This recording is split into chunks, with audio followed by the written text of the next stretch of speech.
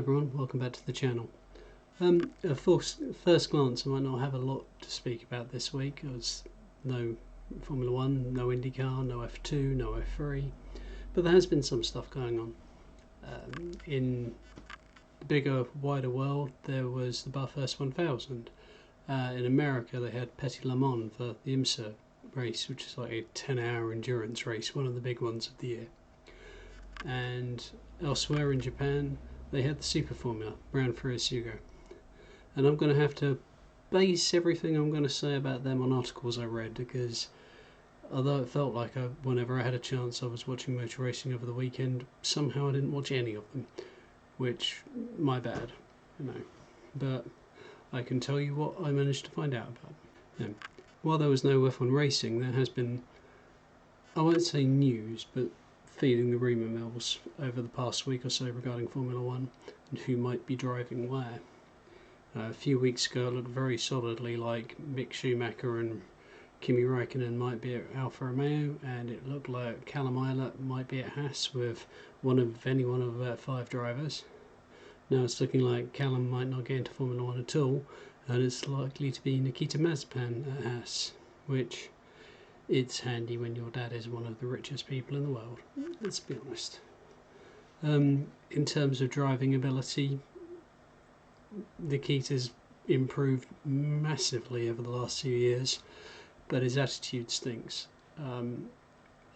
So for that reason alone I struggle to warm to him. He's not a particularly likeable guy, but if he gets to F1 and that's his dream, then he's done. He's not going to worry about what I think of him. Again, nobody really knows what's going on about Alpha. Everyone's been expecting them for weeks to make an announcement, and one of the rumours was that they could be doing it this coming weekend, which is obviously the Portimao race, Portuguese Grand Prix. So that'll be an interesting thing to keep an eye to the ground on. Eye to the ground? Ear to the ground. There's stuff going on. The Sergio Perez rumours, where's he going to go? A lot of people are hoping he might end up in the second Red Bull seat, which would be interesting. But most of the rumours seem to be pointing him towards Williams and potentially taking George Russell's seat. There was an article today I saw on Twitter from the Racer magazine, which said that George Russell himself was looking at potential other drives because the new owners of Williams have been quite interested in Sergio and his experience and the budget that he brings. I mean, the thing was, if it wasn't George and it was like Sergio was going to Williams, I don't think people would be shouting about how it's wrong quite as much as they are. There's a lot of justifiable reasons why he would go there, or he could go there. But at this stage, nobody knows. Again, it's a case of Mercedes actually looking after their younger drivers when they get to Formula 1. And as is the way with these things, no sooner have I turned around and said, there's no news this week, there's only gossip, suddenly the next morning we have news. And that is, of course, that Romain Grosjean and Kevin Magnussen will not be driving next season for Haas. So we wait with bated breath to see who gets confirmed then. That's out for now, and back to the rest of the video.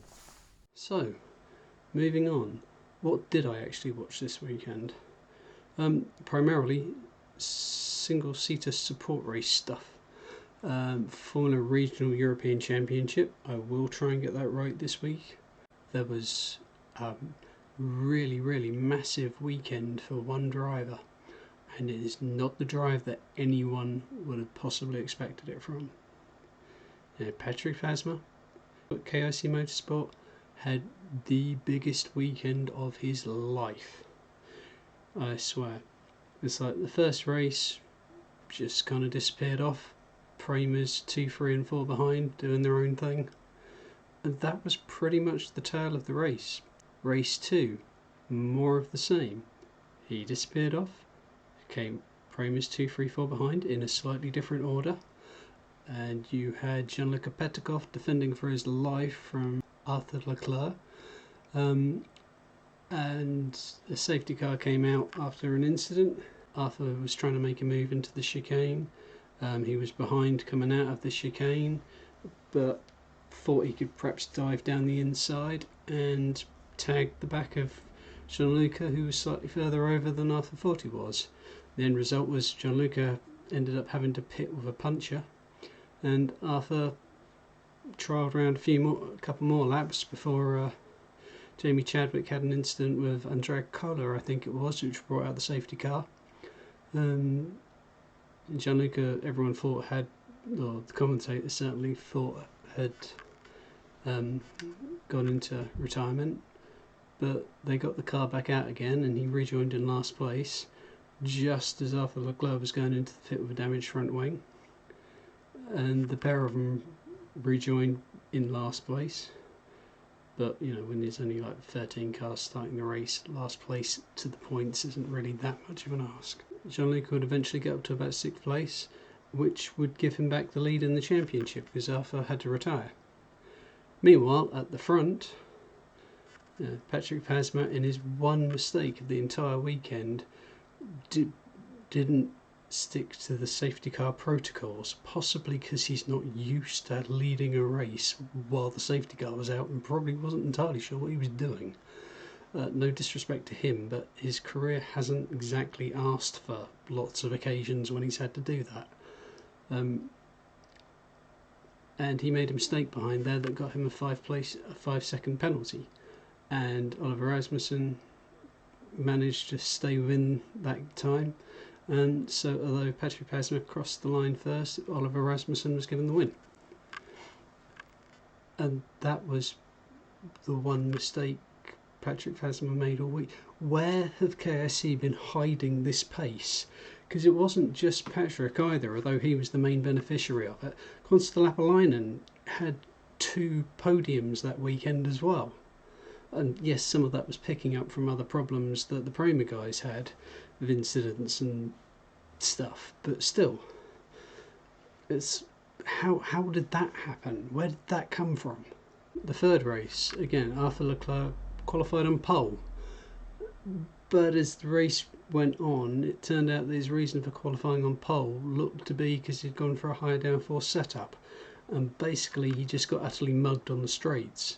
And within a few laps he was running in 6th place, managed to hold on to 6th for the rest of it, but with Jean-Luc Petikov in 2nd, behind Patrick Pasma. Again, it's nip and tuck. You know, Arthur Leclerc in the previous round absolutely dominated at taking the championship lead, and this weekend, whilst neither of them were dominant, Jean-Luc Petikov got the better of the argument between the pair of them, and he's now gone back into the championship lead. And it's very tight and nip and tuck between them. And it's enjoyable. It's an enjoyable fight between the pair of them to watch. It's great fun. So that was that one. But yeah, where KIC found this pace from this weekend, if they'd had it from the start, would have a proper championship going on, you know.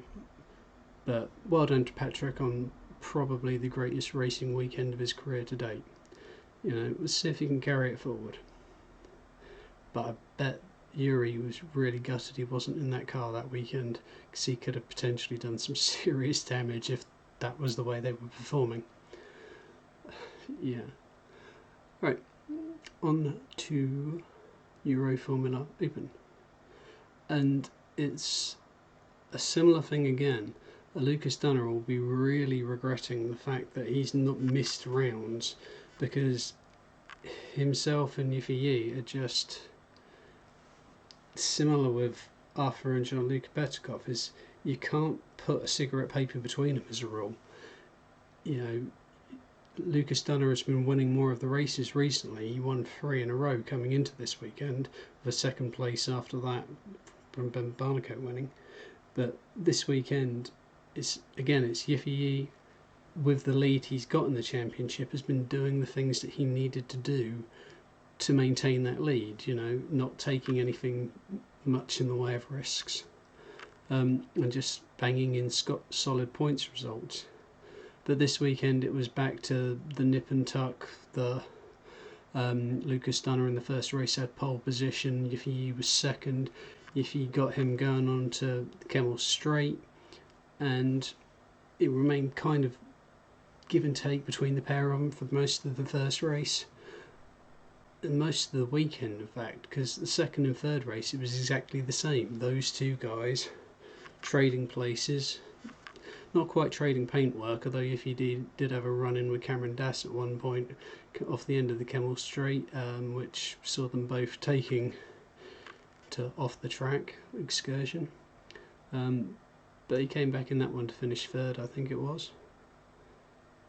And the only time it went wrong for them was in race 2, where again, coming down the Kemmel Straight, there was a misjudgment and the pair collided, and Yiffy got spun and Lucas Dunner ended up out of the race. And we had the sight of Louis Foster on his first weekend racing for a revived Double R programme this weekend, because they had two of their British F3 guys, Louis Foster and Benjamin Pedersen, driving for them. And you had the strange sight of Louis Foster in his first weekend in Euroformula Open winning the second race, because the two guys ahead of him took each other out. But fair play to him, he went there and got the result. And just to show how bad luck it can go and how motorsport nothing is a given, in the next race he got tagged, I think it was, from behind and spun coming out of the first corner, and then got hit by his teammate who had nowhere to go. So having had such an amazing race 2, then completely disastrous race 3. In terms of the title, what has that done? Same two ahead, Lucas Dunner, Yiffy. Yiffy still has a commanding lead, because while Lucas is doing everything he can do, he's not being allowed any space. Yiffy's not making any mistakes, so he's never able to take big chunks out of it. But race by race, at least, it's an exciting battle between the pair of them. They're both having a proper go at it. But I think Lucas is going to run out of races, even if he does the best job he can do. As I said, I think he'll be really regretting missing them rounds earlier on in the season. So, Sportscar news. I'm talking about IMSA Petit Le Mans, which is a 10-hour endurance race. And for whatever reason, American endurance races always seem to be a bit different to European ones, as in, like, you can sometimes have people winning in European ones by 40, 50 seconds, a minute, or whatever else. In IMSA, I've seen finishes be less than a second apart before, which is slightly crazy. This one, the cars in front were battling for first and second less than a second apart, with 12 minutes left, and they collided.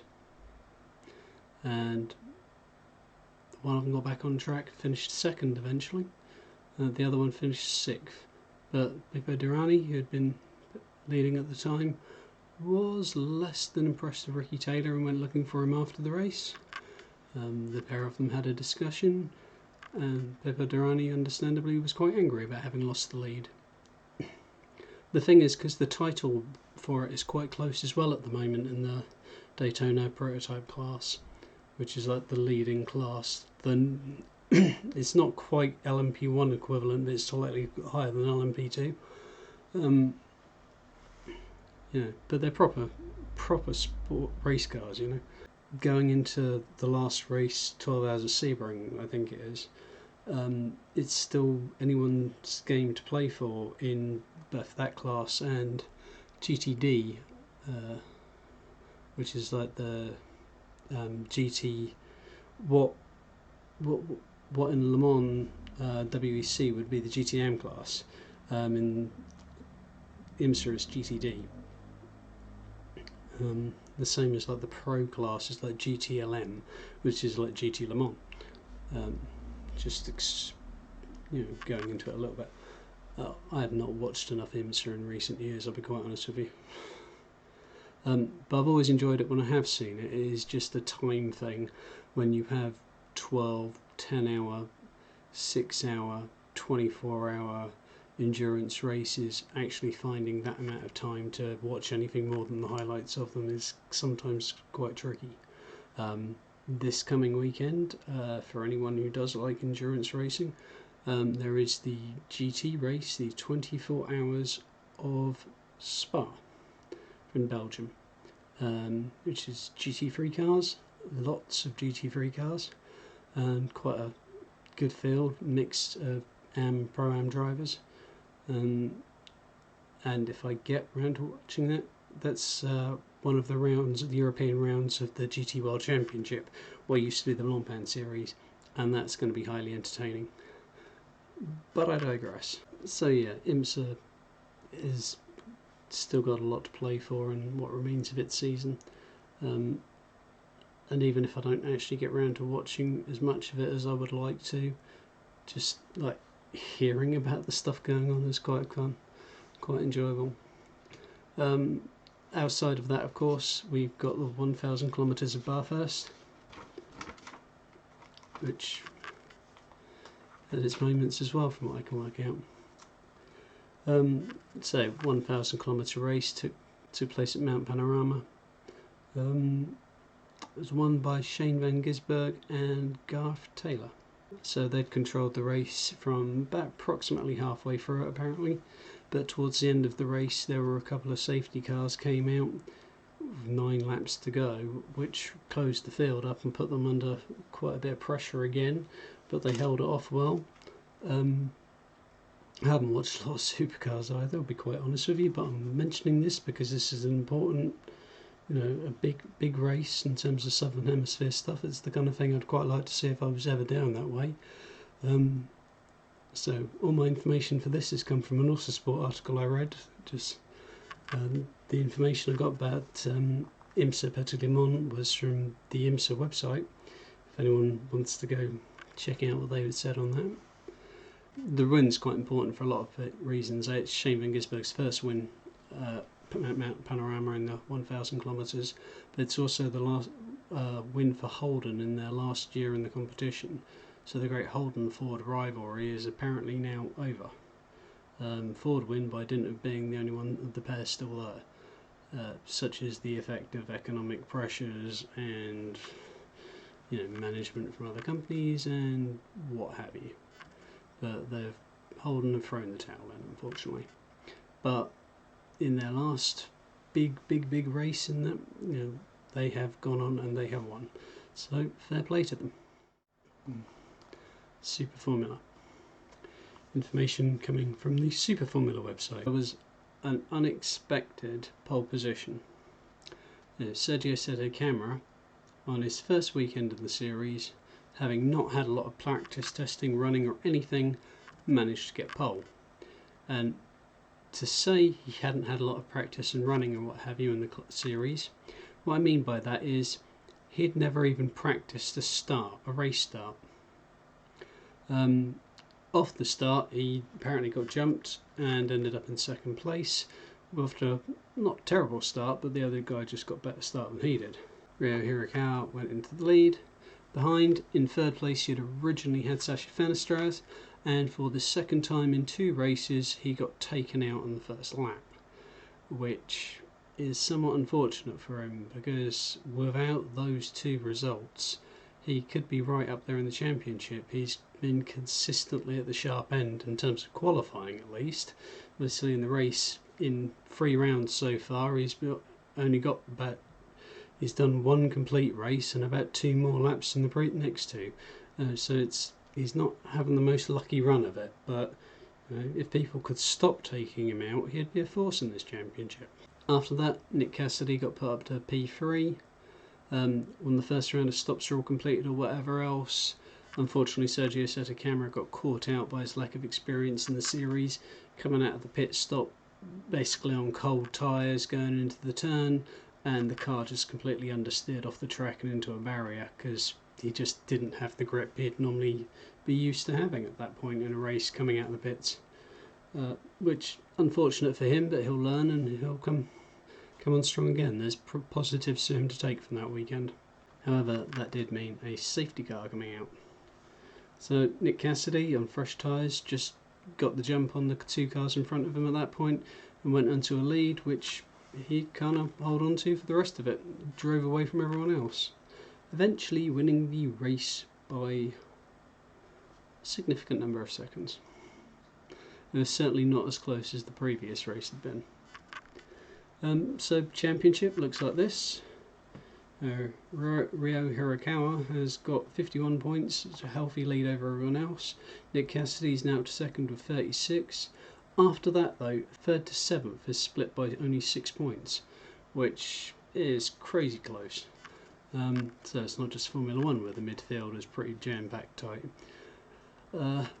But because Superformula, something I didn't know about until I read a Sashi Fanistrad article about it, where he was not moaning, but just frustrated about his bad luck at the start of races. The 2 worst scores, they drop at the end of the year, which means that, for example, in his case, he could drop those 2 races where he got non-finishers, which obviously would help him out and then give him a much better shot in the championship. But the problem is, from his point of view, what he's missing isn't the points, it's track time. It's being out there and actually doing the racing. You know, other people are getting more laps in than him, and so they're getting an advantage that he's not feeling at the minute, which could punish him later on in the series when everyone else has had so much more time than he's had. But it's looking exciting stuff over there. Well, the channel news was going to be that I was probably going to take a step back from trying to do videos as regularly as I've been trying to do them recently. But then this weekend we have got Formula 1, we have got the IndyCar final race of the season championship decider. There will be news or stuff, even if I don't get around to watching it, from the 12 hours of Spa, and I'm pretty sure there's Formula Renault action as well. It's like, how can I not do one of these videos about that? So I'm really looking forward to the racing next week. Thank you for watching. If you've got this far, then absolute congratulations to you. Pat yourselves on the back, and I shall catch up with you soon. Take care, and bye bye for now.